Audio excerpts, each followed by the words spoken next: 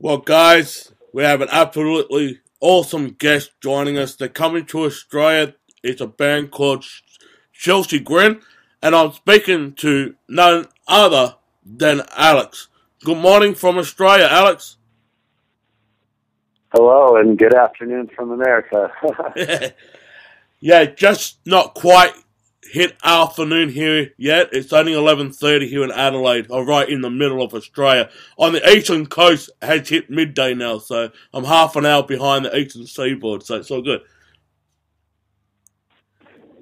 But anyway, Nice. yeah. But anyway, you guys are coming to Australia, man, and it's off the back of the album that came out called Ashes to Ashes. Are you looking forward to coming to Australia, man? Yeah, we're all really excited. We've been to Australia. This will be our third time now, but this is our first time actually headlining, so we're going to be able to play a lot of songs and have a longer set. And well, yeah, like I said, we're excited.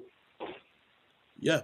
I just want to ask, are you thrilled by the reception that you've been getting since the album's been released? Has there been a lot of positive feedback I've been reading over the course of the last 12 months? But you guys really receiving a lot of positive feedback from that album alone? It's definitely a good feeling to when you put so much hard work into your music and so much time and so much dedication that when it finally comes out, you kind of cross your fingers and hope that people like it. And the fact that Ashes has gotten such a good reception is definitely a good feeling for all of us. So it's really good. It's really cool. Yeah. And you got great songs on there. I mean, there's some lyric videos for Angels Shall Sin, Demons Shall Pray. There's just a couple of songs that just really boost this album out in another direction, basically. But I want to ask, what was the creative mindset when you all got into the recording studio leading up to this album? Before we put out Ashes, it had been 3 years since we put out our last full-length album. We were really wanting to, write a bunch of songs and kind of, obviously, like you said, some songs were a bit in a different direction, but we feel it was that way just because, we've grown so much as musicians, and it was such a big jump between My Damnation and Ashes time-wise that we kind of just had some stuff that we've been working on throughout the years, and we finally got this one done and got into the studio, and we were just trying to make an album that sounded, different from every other metal band and, bands that are heavy and in this scene. So we really kind of wanted to do some different things and stick out a little more. Yeah, and it's all great praise to you guys, man. This album has really kicked me on my butt many a times. I've listened to it over the last 12 months, and it's really kicked me over. But I want to ask, are you excited when you play the new material live and getting the reception from the crowd? Because the reason why I'm asking this, when a new material gets brought out, it's solely based on the fans going to the live performances to see if that really does lift up to the hype of the album when it gets played live. Have you seen that reaction from the fans when you do play the new material live? Yeah, and with every band, with every new record that you put out, it's always got to take a little time for it to actually get out there and people to actually listen to it and start memorizing the words. And we've been touring on this album really hard this year, and definitely have seen as the year has gone on, like an increase of people, singing along or like knowing the words and knowing the parts. So. We've been pushing it, and it's been great. The new songs we've been playing have had really good reception, and people are starting to sing along with us and jam. So it's cool. I mean, you guys have toured with a couple of bands. I'll just name them. I know you tour with a lot of bands, but I'll just name a couple: Betray the Martyrs and also Parkway Drive. What are your reflection of those tours that you were touring with them, and how much did it mean to you guys to get more of a following afterwards? I mean, we haven't really had a chance to tour with Parkway Drive, though we played festivals with them. Yep. But this upcoming European / Russian whatever huge run we're doing, we're playing a bunch of festivals out there, and we have a couple of off shows that Parkway Drive will be headlining. So we're gonna have a couple chances to actually meet those guys and hang out, and they're huge over there, so it'll be really cool to play a show with them and see if we could gain some new fans and kind of feed off them a little bit. Yeah. Now, I've just recently seen Parkway Drive do their set in Rock Am Ring. It was on YouTube, and that great performance and that. And hopefully, I do believe Parkway Drive is coming to Australia with Suicide Silence in September. So I'm looking forward to that. But going on to you guys, are you thrilled with the way that you are coming to Australia and also you are playing with Australian bands throughout this tour? I'm sorry, say that again? Yeah, are you thrilled not only that you are coming to Australia to tour, but also touring with Australian bands on the tour? Oh, yeah, for sure. This will be our third time out in Australia, and every time we've gone out, it's been, an amazing experience. You guys have a hell of a beautiful country, so, and we've had really good reception from fans out there, and, like I said, it's our first headliner, so we're really, really going to see, how the fans react to, us being the main act, so I'm really excited. Yeah. And not only do we have great music, we've got great women, great beaches. We've got everything. We've got everything you can name for down here. But, I definitely have to back that, for sure. Yeah, I mean, you're coming down and hopefully the warmer weather starts to pick up a bit. It's pretty cold at the moment, but you get that.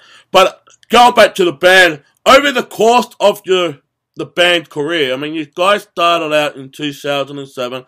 You had a bit of band lineup changes and that, but before the lineup change, we all there together. Do you ever thought how big you could possibly be? Was there any dream of big success when you first started out? Every band when they first started, just in the local scene, of course has the dreams of being the biggest band ever, but I think personally, an experience that happened to me, one of the first bigger tours we did, I think it was back in 2009 or 2010. But I remember seeing, a band that were on tour, pull up in their bus and see their bus every day and thinking wow, that's crazy. I can't imagine if we ever are going to be able to, tour on a bus. That'd be insane. And now, here we are today, and we've been touring in buses pretty frequently for the past year, 2 years. So it's for me, that's a feeling that is really awesome, because to be younger and look at that and be wow, I want that someday. I really want it, and then to have it actually come true is just mind blowing and really awesome. I mean, when I was in a band back in 2000 and 2001, we only lasted for 2 years.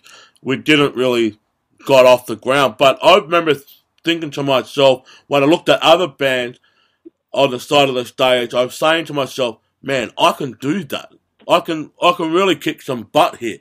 But realistically, we didn't get the following.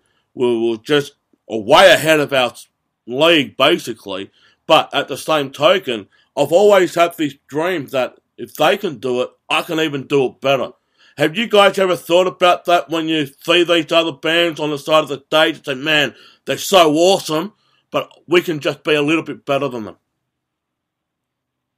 Yeah, I mean, I think that's the competitive nature that's, just human, everyone has. You always, there's nothing quite like, seeing a band and being a side stage and seeing how much bigger they are than you and how many more people there are, and thinking all right, now when we write our next album, we have to do something that's better than this and bigger than this, so we could be this band standing here and playing in front of a sea of people that are here just for you, you know what I mean? So it's definitely always there for sure. Exactly, because in the 80s, everyone seemed to chase that the number one spot. Everyone was basically competing with one another. They were basically copying one another in a certain way. I mean, you had to yeah, for sure. yeah. I mean, back in the 80s, there was a lot of competition. You had a lot of bands competing with one another. Some were even copying one another in certain degrees. But you had the thrash metal doing their own thing. But you had all these hair metal things just copying one another because they wanted that number one spot. And I see where you're coming from. It's a competition there, but right now it's a healthy competition because no one really wants to be the biggest band in the world. Everyone wants to be united and rally and support one another. Even though you do bring out your own material and your own tours, but you still have the brotherhood, and it's pretty stronger now than what it was back in the 80s. Yeah, for sure. I can see that, definitely, because, yeah. you know, there's we've been touring for so many years, and there's so many bands that we've been able to tour with and, you know, become really close with, and now it's just like you see one of your friends, you know, like put out a record and just kill it. It's like, you know, hell yeah, you know, like you're rooting for them, you're stoked for them. You're of course you'll still be a little bit jealous because you want to be doing that stuff, but you know, it's, like you said, definitely a lot more of a brotherhood factor, I feel like. Yeah.